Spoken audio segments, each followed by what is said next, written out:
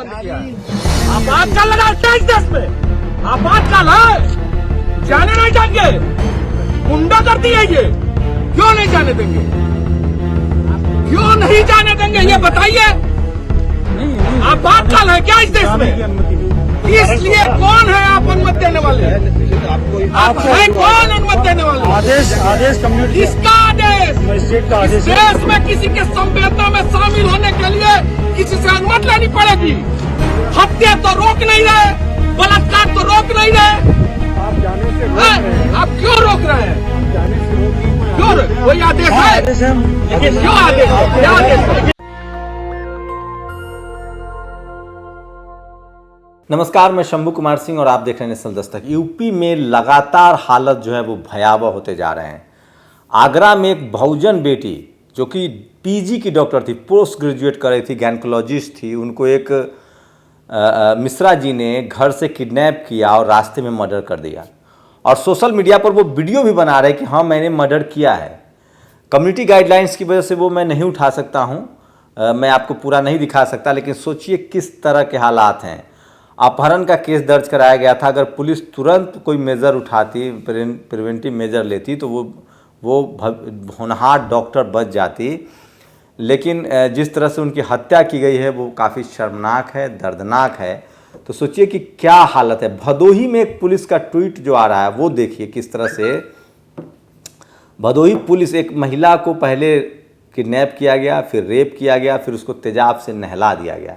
Bhadohi police इसको लेकर कह रही है कि ये जघन्य अपराध है और सरकार मुक्त दर्शक है। पुलिस का ट्वीट है और पॉलिटिकल एक्टिवमेंट बढ़ रहा है। मैं अखिलेश यादव, मायावती, इन तमाम लोगों से कह रहा हूँ कि कम से कम अब आप लोग घरों से निकलिए। आज जो सत्यमेव जयते, जो शेड्यूल कास्ट के सरपंच थे जिनकी हत्या हुई थी, उसको लेकर लल्लू प्रसाद जो कांग्रेस के स्टेट प्रेसिडेंट हैं, नितिन राउत जो एससी सेल के चेयरमैन हैं, महाराष्ट्र के बिजली मंत्री है, वो पहुंचे हुए हैं, वो धरना प्रदर्शन कर रहे हैं। ये वीडियो देख सकते हैं, उनकी प्रतिक्रिया भी आई है।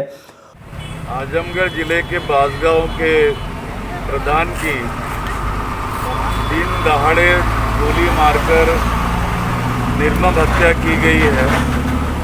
उस कारण मैं उनके परिवार से मिलने के लिए जब आजमगढ़ आने की कोशिश में था तो आजमगढ़ के बॉर्डर पे जोरा बासपुर गांव के समीप यहाँ के जिला प्रशासन ने हमें रोक दिया है और हम सड़क पर बैठकर आंदोलन कर रहे हैं अभी कि हमें उस गांव में जाने दिया जाए। हम कोई गुनहगार नहीं है, हम लोग पार्टी के नेता हैं, कांग्रेस पार्टी के। और आज हमारे दिवंगत पंतप्रधान श्री राजीव गांधी जी की जयंती है और उन्होंने 1989 में SC/ST के एट्रोसिटीज़ का एक्ट लाया था। आज मुझे जो पता चल रहा है यहाँ पे प्रशासन के तरफ से कि अभी तक प्रशासन ने गुनहगारों को पकड़ा नहीं है।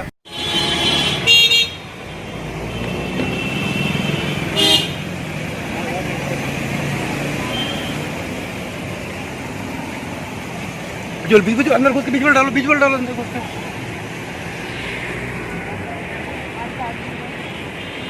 वहीं संजय सिंह विधानसभा में घुस गए, उनके ऊपर 9 FIR हुआ था। लेकिन अखिलेश यादव फिलहाल बिहार के उनके रिश्तेदार और जो नेता हैं तेजस्वी यादव के भाई तेज प्रताप यादव, उनके साथ अभी सफारी कर रहे हैं, बयान छोटे मोटे दे रहे हैं, लेकिन एक्टिव मोड में नहीं है। मायावती जी एक्टिव मोड में नहीं है। अगर ये अखिलेश यादव या मायावती एक दिन के लिए सिर्फ इंडिया गेट पर भी खड़ी हो जाए तो पूरी राजनीति बदल सकती है। वहीं सुप्रीम कोर्ट में कल जिस तरह से डॉक्टर उदित राज ने बयान दिया था उसको लेकर आज उन्होंने सुप्रीम कोर्ट का घेराव किया है। तो लगातार बहुजन समाज के जो लोग हैं वो जागरूक हो रहे हैं, पॉलिटिकली एक्टिव हो रहे हैं। लेकिन सवाल है कि अखिलेश यादव की पार्टी और मायावती की पार्टी जो है वो कब पॉलिटिकल एक्टिव होगी और आपको इस तरह से राजनीति करनी होगी। चंद्रशेखर जो आज़ाद रावण है वो लगातार दौरा कर रहे हैं, छत्तीसगढ़ हो या राजस्थान हो या झारखंड हो या यूपी हो। तो वो जहाँ जहाँ विक्टिमाइजेशन, जिस तरह से लगातार हत्याएं हो रही हैं उसको लेकर वो दौरा कर रहे हैं। तो ये तो साफ है कि यूपी में बहुत लॉ एंड ऑर्डर की स्थिति बहुत ख़राब है और पुलिस जो है वो वहाँ पत्रकारों की गिरफ्तारी में व्यस्त है। अगर आप सरकार की आलोचना करते हैं तो आप पर केस दर्ज कर लिया जाएगा। आप अगर इस तरह के तमाम अपराधों की आलोचना करते हैं तो आपको गिरफ्तार कर लिया जाएगा। तो समझिए डेमोक्रेसी कैसे किल किया जा रहा है। मतलब आप धरना प्रदर्शन भी नहीं कर सकते हैं, प्रोटेस्ट भी नहीं कर सकते हैं, उस पर रोक लगाई जा रही है, पुलिस को रोक लगाई जा रही है, पत्रकार रिपोर्टिंग करते हैं उन पर केस दर्ज किया जा रहा है, ट्विटर सोशल मीडिया पर लिखेंगे उस पर केस दर्ज किया जा रहा है। रिटायर आईएएस सूर्य प्रताप सिंह पर एफआईआर हुआ था, संजय सिंह पर 9 एफआईआर किए गए हैं, लल्लू प्रसाद को कई बार जेल में डाल दिया गया है, पत्रकार जो नमक रोटी खाने की खबर दिखाता है उसको जेल डाल दिया जाता है, कोरोना में महामारी में जो अव्यवस्था उसकी खबर दिखाएंगे तो जेल में डाल दिया जाएगा। तो एक नया ट्रेंड चला है कि एक तो 90% पत्रकार जो उन्होंने सरेंडर कर दिया है, कौन जेल जाना चाहेगा, जो कुछ हम जैसे बच्चे खुचे लोग हैं उनको जेल में डाला जा रहा है। तो एक बात तो आप तय कीजिए कि डेमोक्रेसी में डरा हुआ लोकतंत्र, डरा हुआ मीडिया कमज़ोर लोकतंत्र पैदा करता है। तो लोकतंत्र जैसा कुछ रहा नहीं। सरकार, हम लोग किसी चुनी हुई सरकार के दुश्मन नहीं है, हम लोग योगी जी से हमारी कोई ज़मीन का झगड़ा नहीं है। हम लोग क्या चाहते हैं, जातिवाद ना हो, व्यक्तिवाद ना हो, सबको न्याय मिले, कानून व्यवस्था अच्छी रहे, सबको रोजी रोटी शिक्षा एजुकेशन मिले, पढ़ाई लिखाई मिले। और क्या चाहते हैं हम? अच्छा, एक पत्रकार के तौर पे आप क्या करते हैं? हम किसी पार्टी से चुनाव लड़ने वाले हैं, हम बीएसपी से चुनाव लड़ेंगे, सपा से चुनाव लड़ेंगे। तो आप समझिए, आप लोग जो लोग इस सरकार के साथ खड़े हैं जाति की वजह से, मजहब की वजह से, आप सब लोग परेशानी में पड़ेंगे। सोचिए, ब्राह्मणों की हत्या हो रही है तो बियॉन्ड द पार्टी लाइन सारे ब्राह्मण समाज के लोग नाराज हैं। यहाँ तक कि एक गैंगस्टर ब्राह्मण का इनकाउंटर हुआ, हम लोग उसके पक्ष में भी नहीं, उसको भी न्याय कोर्ट से होना चाहिए, कोर्ट को अधिकार है। लेकिन कौन लोग हैं जो सरकार के हाँ में हाँ मिलाते हैं? जब कुलबुर्गी की हत्या हो जाती है, पंसारे की हत्या हो जाती है, तब आपको हत्या नहीं लग रहा था। गौरी लंकेश की हत्या होती है तब आपको हत्या नहीं लगता है। जब मुसलमानों की मॉब लिंचिंग होती है तब आपको हत्या नहीं लगता है। और जब ब्राह्मणों की हत्या हो रही है तब आपको लग रहा है कि हत्या हो रहा है। तो समझिए आप कितने सिलेक्टिव हो गए। हर तरह की हिंसा का आपको जवाब देना पड़ेगा, उसके विरोध में खड़ा होना पड़ेगा। यही डेमोक्रेसी होता है, यही मानवता है, यही संविधान है। जिसके साथ अन्याय हो आप उसके साथ खड़े रहिए। लेकिन इस देश में जो ताकतवर समाज के लोग हैं, जो ताकतवर जाति के लोग हैं, जो ताकतवर कैटेगरी के लोग हैं, जो ताकतवर लोग हैं, जो बिजनेसमैन है, जो ब्यूरोक्रेसी में है, मीडिया में है, जुडिशियरी में है, कॉलेज यूनिवर्सिटी में है, वो सिर्फ जाति देखकर बात करते हैं। कल किसी ने अच्छा लिखा था कि किसी दलित महिला का रेप हो जाए तो लोग चुप्पी साध लेते हैं, और किसी मुसलमान का महिला का रेप हो जाए तो आरोपी और दोषी के पक्ष में रैली तक निकाल देते हैं। और ये कौन लोग हैं? आपसे दूर नहीं है। बीजेपी, मैं बार बार कह रहा हूं, बीजेपी के जो समर्थक हैं, आरएसएस को समर्थक है, उसकी दो वजह हैं।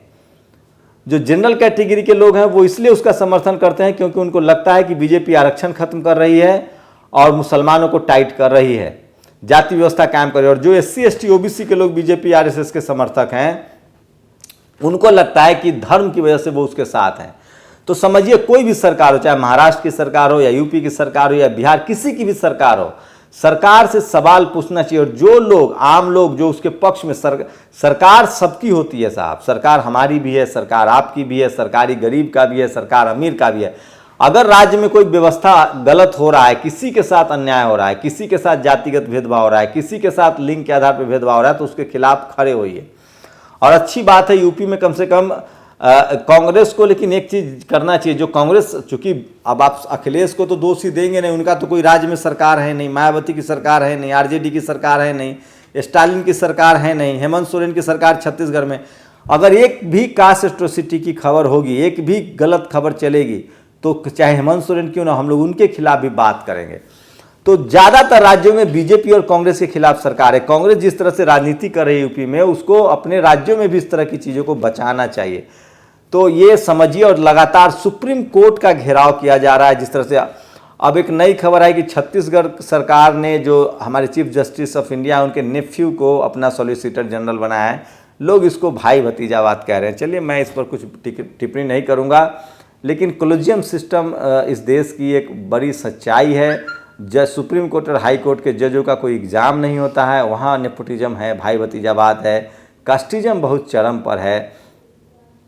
और इस तरह के आरोप लगातार लग रहे हैं। आज सुप्रीम कोर्ट से फैसला आने वाला है कि प्रशांत भूषण को क्या सज़ा हो सकती है। तो ये तमाम बड़ी खबरें थी। आगरा में जिस तरह से मेडिकल की छात्रा को मंजूर कर दिया गया है, वो काफ़ी ख़राब स्थिति है। और आप कल्पना नहीं कर सकते हैं कि यूपी में लॉ एंड ऑर्डर की क्या खबर है। मैं कुछ खबरें बता रहा हूं। तो ये देखिए कि भदोही पुलिस ने ट्वीट किया है। भदोही की घटना के बारे में जान आपकी रूह कांप उठेगी। पहले महिला को बलात्कार किया, फिर हत्या की, फिर तेजाब से नहलाया। क्या हम एक सब समाज के रूप में पूरी तरह से विफल हो चुके हैं? क्या हमें खुद को इंसान कहने का हक है? समाज जंगल का लूप ले रहा है, सरकारें मूक दर्शक बनी हुई है और इसी के खिलाफ ये लगातार दूसरे विंडो में देख रहे हैं प्रोटेस्ट हो रहा है। तो ये भदोही पुलिस का ट्वीट जो है लगातार, ये देखिए प्रदीप नरवाल ने किस तरह से आजमगढ़ में जिस तरह से एक शेड्यूल कास्ट के सरपंच की हत्या हुई, उसको लेकर नितिन राव जो है महाराष्ट्र सरकार के बिजली मंत्री, एससीसीएल के चेयरमैन वो हैं, लल्लू प्रसाद जो है जो अध्यक्ष हैं वो, ये देखिए पूरी बातचीत देखिए। आपातकाल लगा है क्या इस देश में? आपातकाल है, जाने नहीं देंगे। गुंडा करती है ये, क्यों नहीं जाने देंगे? क्यों नहीं जाने देंगे ये बताइए। नहीं आपातकाल है क्या इस देश में? अनुमति नहीं। इसलिए कौन है आप अनुमति देने वाले? आप हैं कौन अनुमति देने वाले? आदेश कम्युनिटी किसका आदेश? मजिस्ट्रेट का इस देश में किसी के संवेदना में शामिल होने के लिए किसी से अनुमति लेनी पड़ेगी। हत्या तो रोक नहीं रहे, बलात्कार तो रोक नहीं रहे। आप जाने से रोक रहे हैं। आप क्यों रोक रहे हैं? आप जाने से रोक रहे हैं। कोई आदेश है? क्यों आदेश है? क्या आदेश है? इस तरह से पुलिस का किस तरह से इस्तेमाल किया जा रहा है ये समझिए। और ये एक वीडियो शेयर हो रहा है, बाबा साहब का इन्होंने अपमान किया था, उसके बाद अब माफ़ी मांग रही हैं। और दीपांकर ने एक ट्वीट किया है, दीपांकर भट्टाचार्य ने सुप्रीम कोर्ट को लेकर, वो मैं आपको in the wake of the supreme court refusal of postponed NEET and JEE examination, इस पर एक अलग से मैं बात करूंगा। तो ये तमाम खबरें थी जो मैं आपको बता रहा था। ये देखिए दिल चीरने वाली घटना है। दिल चीरने वाली घटना सिर्फ भदोही में एक युवती को रेप करने के बाद राक्षसों ने तेजाब से उसे नहला दिया। तो ये किस तरह का चंद्रशेखर ने योगी राज में गाय हत्या पाप है, दलितों की हत्या माफ है। सोचिए सत्यमेव जयते की जब हत्या की गई थी तो आरोपियों ने कहा था कि लाश उठाकर ले जाओ, हमने सत्यमेव जयते की हत्या कर दी है। हिंदू खतरे में है तो सब बता रहे हैं, हिंदू की नौकरी भी खतरे में, कोई नहीं बता रहा है। तो ये तमाम खबरें थी जो मैं आपको बता रहा था। और एक आपको समझना चाहिए कि किस तरह के हालात हैं। पीएल पुनिया का ये बाइट सुनिए, वो भी यूपी में प्रोटेस्ट कर रहे हैं कल। और आने का मकसद यही है कि 3 दिन पहले एक दलित प्रधान सत्यमेव जयते, उसकी निर्मम हत्या कर दी गई, उनको न्याय नहीं मिला। बाबा साहब डॉक्टर भीमराव अम्बेडकर और स्वर्गीय राजीव गांधी जी ने जो सपना देखा था, जो अधिकारों की बात की थी, जो अधिकार दिए गए थे, उनका खुल्लम खुल्ला हनन किया जा रहा है और न्याय नहीं मिला। और न्याय दिलाने के लिए गांव में जाकर स्थिति जानने के लिए उत्तर प्रदेश कांग्रेस कमेटी का एक प्रतिनिधि मंडल वहाँ जाएगा। लल्लू प्रसाद ने अपना बाइट जारी किया। तो सोशल मीडिया पर तमाम लोग एक्टिव हैं। और ये एक वीडियो और चल रहा है कि किस तरह से मंदिर में एक शख्स की पिटाई हो जाती है, वो वीडियो चल रहा है। पुलिस के सामने, उत्तर प्रदेश पुलिस के सामने इस श्रद्धालु का निर्दयता पूर्वक पिटाई किया गया। हम प्रशासन से मांग करते हैं कि विंध्याचल में पंडा के आतंक से श्रद्धालुओं को बचाएं। तो आपको समझना पड़ेगा कि इस देश लॉ एंड ऑर्डर किस तरह से खराब है। और इंडिया टुडे के सर्वे में के मुताबिक यूपी में हाईजैक हुई बस के यात्रियों में से 80% यात्री सरकार के कामकाज से बहुत खुश हैं। लोग किस तरह से मीडिया पर तंज कर रहे हैं ये देखिए। और बिहार की ये वीडियो तेजस्वी यादव ने शेयर किया है, किस तरह से बेरोजगार युवकों पर पुलिस जो है वो लाठी चार्ज कर रही है। और तो ये कुछ बड़ी खबरें थी जो मैं आपको बता रहा था। और इसलिए मैं बार बार कहता हूँ कि सोशल मीडिया बहुजन मीडिया है। उदित राज ने सुप्रीम कोर्ट का घेराव किया है कोलिजियम सिस्टम के खिलाफ। उसके बाद कांग्रेस के तमाम नेता यूपी में सड़कों पर हैं। आगरा में एक बहुजन बेटी की हत्या हो गई है। तो ये बड़ी खबरें थी जो मैं आपसे शेयर कर रहा था। यूपी में लॉ एंड ऑर्डर लगातार बिगड़ता जा रहा है। इसीलिए किसी ने लिखा है कि जो बस हाईजैक हुई थी यूपी में, उसके 80% जो हैं यात्री जो हैं वो बीजेपी से समर्थक हैं, संतुष्ट हैं। तो सोचिए किस तरह से देश को बांट दिया गया है। पहले जब सरकार से गलतियां होती थी, लॉ एंड ऑर्डर का मसला होता था, तो सब लोग सरकार से सवाल पूछते थे। अब इस देश को जाति और धर्म में बांट दिया गया। दलित की लड़ाई होगा तो दलित सवाल उठाएगा, पिछड़े की लड़ाई होगा तो पिछड़ा सवाल उठाएगा, मुसलमान की लड़ाई होगा तो कोई सवाल नहीं उठाएगा मुसलमान के अलावा। और समझिए किस तरह से देश को टुकड़ों में बांट दिया गया है। और यूपी में सबसे ज़्यादा काम हो रहा है कि पत्रकार को गिरफ्तार करो, नेता को गिरफ्तार करो, जो हमारे सरकार पर सवाल उठाए उसको गिरफ्तार करो। गुंडे फिलहाल वहाँ भयमुक्त होकर क्राइम कर रहे हैं। आप लोग की क्या प्रतिक्रिया, अपनी प्रतिक्रिया जरूर दीजिए। शुक्रिया। नेशनल दस्तक की आपसे गुजारिश है कि अगर इसको बचाना चाहते हैं तो नेशनल दस्तक को सब्सक्राइब करने के लिए रेड कलर के सब्सक्राइब बटन को दबाएं, फिर बेल आइकन की घंटी दबाएं। नेशनल दस्तक को बचाने के लिए बहुत जरूरी है कि हर खबर को शेयर करें, लाइक करें, कमेंट जरूर करें।